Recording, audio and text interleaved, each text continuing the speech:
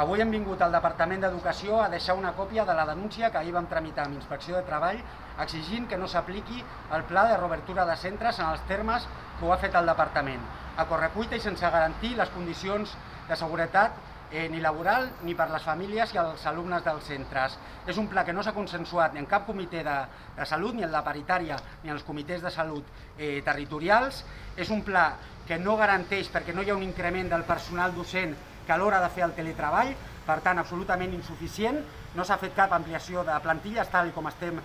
reclamant, i que no s'estan